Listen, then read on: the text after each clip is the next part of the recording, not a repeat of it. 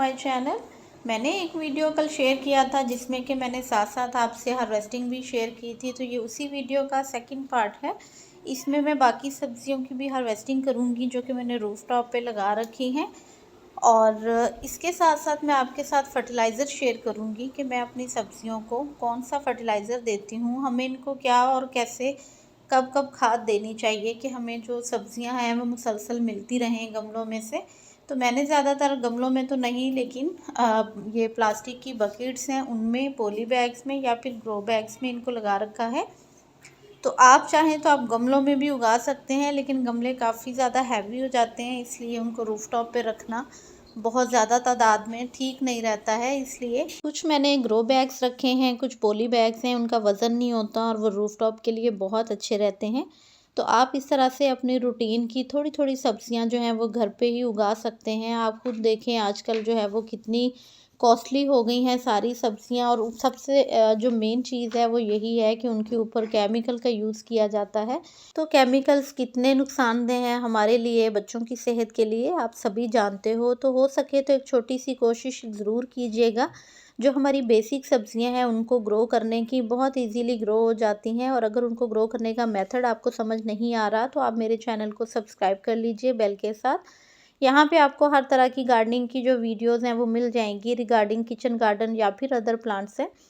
तो आप एक छोटी सी कोशिश ज़रूर कीजिएगा, और अगर आपको मेरी ये कोशिश अच्छी लगी हो अपने घर पे थोड़ी सी सब्जियां ग्रो करने की अपनी ज़रूरत के हिसाब से, वो भी ऑर्गेनिक, तो वीडियो को ज़रूर थम्स अप कीजिएगा, लाइक कर दिया करें, इससे बहुत ज़्यादा मोटिवेशन मिलती है।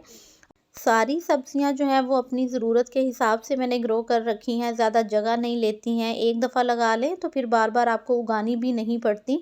कुछ पौधे ऐसे हैं सब्जियों के जिनको कि आप एक दफ़ा लगा लेते हो, 6-7 माह आपको वहाँ से सब्ज़ी मिलती रहती है, तो वो आपकी मेहनत बच जाती है। मिट्टी कैसी तैयार करनी है, सभी चीज़ें जो हैं वो आपको मेरे चैनल से मिल जाएंगी। मैं कोशिश करूँगी लिंक भी डिस्क्रिप्शन में डाल दूँ, ताकि आप उनको देख के आप वैसे ही मेथड से सब्जियां जो हैं वो लगा सकें बीज। और साथ के साथ ही मैं शेयर करूँगी इंशाल्लाह नेक्स्ट आपसे कि अभी आप किन किन सब्जियों के बीज जो हैं वो लगा सकते हैं, ताकि आपके लिए आसानी रहे और आप उन सब्जियों के बीज टाइमली लगा सकें अगर आप शुरू करना चाह रहे हैं। छत पे टेरेस किचन गार्डन, तो बहुत हेल्दी सब्जियां मिलती हैं, बहुत कम इनके ऊपर इंसेक्ट लगते हैं, इनका जायका बहुत अच्छा सा होता है। तो जब भी आप अगर आप ग्रो कर रहे हो छत पे सब्जियां, आप इस तरह से एक दफ़ा या 2 दफ़ा हार्वेस्ट लेते हो, तो उसके बाद आपको खाद देना भी ज़रूरी हो जाता है, क्योंकि गमलों में कम जगह होती है, कम जगह में हमें बार बार सब्ज़ी लेनी है। तो उसके लिए फिर हम कौन सी खाद दें, तो जो 2 से 3 खादें मैं यूज़ करती हूँ उनके रिज़ल्ट भी बहुत अच्छे मिलते हैं। केमिकल ना डालिएगा प्लीज़, उसका फिर हमें फ़ायदा नहीं होगा घर पे ग्रो करने का। इसमें सबसे ज़्यादा जो अच्छे से काम करती है घर पे जब हम सब्जियां ग्रो कर रहे हों फर्टिलाइज़र, वो काऊ डंग का है, यानी कि गोबर की खाद है। वो चाहे आप सूखे फॉर्म में दें या फिर लिक्विड फॉर्म में, दोनों सूरतों में वो बहुत अच्छे से काम करती है। और माशाल्लाह सब्जियां हमारी हार्वेस्ट हो गई हैं बहुत अच्छी सी।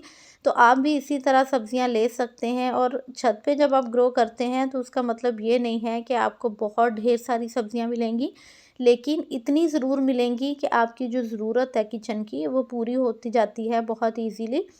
अब बारी है फर्टिलाइज़र की, तो फर्टिलाइज़र जो है वो आप सूखा भी डाल सकते हैं और लिक्विड वाला भी। तो मैं लिक्विड वाला दे रही हूँ। हार्वेस्टिंग के बाद ही इनको आप एक दफ़ा फर्टिलाइज़र दे दें। ये मैंने काऊ डंग और जो थी वुड ऐश थी, और साथ में मैंने इसमें मस्टर्ड केक डाला था। तो इन तीनों का जो कॉम्बिनेशन है वो हर तरह के न्यूट्रिएंट्स दे देता है आपके पौधों को। तो मैं यही मोस्टली विंटर में फर्टिलाइज़र यूज़ करती हूँ, बहुत अच्छे से काम करता है। सब्जियां भी आपकी अच्छे साइज़ में ग्रो हो जाती हैं, और फ्रूटिंग भी आपको अच्छी मिल जाती है। तो आप भी जो है ना वो ये दे सकते हैं। अगर आपके पास मस्टर्ड केक नहीं है तो आप इसमें पत्तों वाली खाद डाल सकते हैं, या फिर आप इसमें जो है वो गोबर की सड़ी हुई खाद सूखी भी डाल सकते हैं। डाल के आप मिट्टी की गोडी कर दें, वो मिट्टी में मिक्स हो जाएगी, फिर आप पानी दे दें। यहाँ भी देखें कुछ मूली रेडी हो रही है। और मूली जितनी भी रूट वेजिटेबल है ना, इनके लिए तो बहुत ज़रूरी है कि आप भुरभुरी मिट्टी बनाएं, अच्छी खाद वाली एक ही दफ़ा मिट्टी बनाएं, ताकि उसमें आपको बार बार ऊपर से खादें नहीं देनी पड़े और आपको उनका साइज़ भी अच्छा मिल जाए। उसके अलावा आप जब बीज खरीदते हैं तो आपको बीज का भी ध्यान रखना है। बीज आप अच्छे वाले ख़रीदें ताकि जब आप उनको ग्रो कर रहे हों वो भी छत पे गमलों में, आपकी मेहनत ज़ाया नहीं हो। कभी-कभी हम अच्छे वाले बीज मंगवाते हैं और वो जब ग्रो करने के बाद पता चलता है कि वो उनकी क्वालिटी बिल्कुल भी अच्छी नहीं है। तो ऐसे भी हो जाता है, तो आप इसलिए ध्यान में रखें कि जिस जगह से आपको ग्रो करने के बाद आपको लगता है कि बीज अच्छे हैं वहाँ के, तो आप वहाँ से ही लेके यूज़ करें। उसके अलावा यहाँ पे देखें गार्लिक है और प्याज है, तो मैं सभी पौधों को यही फर्टिलाइज़र एक दफ़ा दे दूँगी। उसके बाद इंशाल्लाह इनकी मिट्टी में एक दफ़ा या तो पत्तों की खाद हम डाल देंगे या फिर गोबर की खाद वैसे मिक्स कर देंगे, क्योंकि आगे चल के फ़रवरी में टेम्परेचर काफ़ी चेंज होने लग जाता है। होपफुली धूप भी अच्छी निकलेगी, तो फिर आप इसमें ड्राई भी डाल सकते हो। बहुत अच्छे से काम करते हैं ये सारे फर्टिलाइज़र। प्लांट्स पे फूल भी बहुत ज़्यादा आते हैं, फिर उतनी ही उसमें फ्रूटिंग भी होती है, फ्रूट का साइज़ भी अच्छा होता है, पत्तों वाली सब्जियां भी अच्छी ग्रो होती हैं। तो आप ज़रूर इस फर्टिलाइज़र को बना के दीजिएगा और आपके जो प्लांट हैं वो होपफुली अच्छे ग्रो होंगे। मैंने इसकी डिटेल वीडियो भी शेयर कर रखी है। मैं ये अपने हर तरह के पौधों में देती हूँ, सिर्फ सब्जियों में ही नहीं, जो मेरे दूसरे प्लांट्स हैं मैं उनमें भी यही फर्टिलाइज़र यूज़ करती हूँ और उसके मुझे अच्छे रिज़ल्ट मिलते हैं। तो थोड़े प्लांट आप एक्स्ट्रा भी ग्रो किया करें, पनीरी साथ के साथ तैयार करते रहा करें। जैसे कि अभी टमाटो जो हैं वो फ्रूटिंग पे आ गए हैं, तो इसके साथ ही मैंने कुछ और सीड भी डाल दिए हैं, जो कि इंशाल्लाह मेरी कुछ सैपलिंग तैयार होंगी तो फिर उनको भी मैं शिफ्ट करती जाऊंगी। तो वेदर के हिसाब से आप अपनी साथ साथ पनीरी भी तैयार रखें, ताकि आपको अगर ज़रूरत हो तो आप नए प्लांट भी वहाँ पे शिफ्ट कर सको। तो बहुत इजीली आप ये सारी चीज़ें कर सकते हैं। कुछ जो आपको बकेट्स के ऊपर ढक्कन दिख रहे हैं, यहाँ मैंने दोबारा पालक के सीड डाले थे, इसलिए मैंने उनको कवर कर दिया है ताकि उनके ऊपर कोरा नहीं गिरे और वो अच्छे से जर्मिनेट हो जाएं। और जो भी वेदर के हिसाब से सिचुएशन होती है आपको वैसे ही काम भी करना पड़ता है। तो इसी तरह ऑर्गेनिक फर्टिलाइज़र बना के अपने पौधों में डालते रहें अच्छी अच्छी फ्रूटिंग लेने के लिए। और वीडियो को थम्स अप दे दीजिएगा। दुआओं में याद रखना। Keep gardening. अल्लाह हाफिज़।